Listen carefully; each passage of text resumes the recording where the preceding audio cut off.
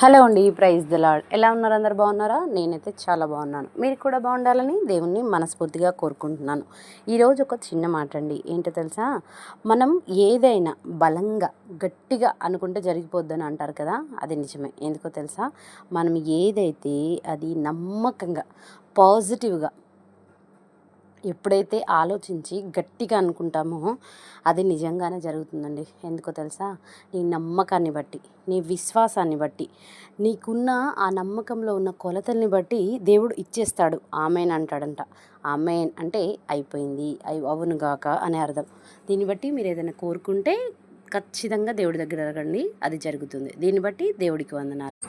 Hello అండి. Praise the lord. ఎలా ఉన్నారు? అందరు బాగున్నారా? నేనైతే చాలా బాగున్నాను. మీరు కూడా బాగుండాలని దేవుణ్ణి మనస్ఫూర్తిగా కోరుకుంటున్నాను.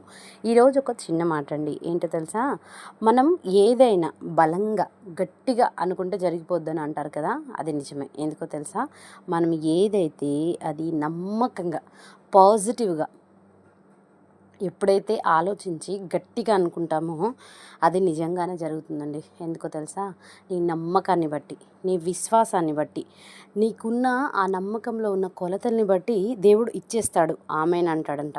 ఆమేన్ అంటే అయిపోయింది, అవునుగాక అని అర్థం. దీన్ని బట్టి మీరు ఏదైనా కోరుకుంటే ఖచ్చితంగా దేవుడి దగ్గర అడగండి, అది జరుగుతుంది. దీన్ని బట్టి దేవుడికి వందనాలు.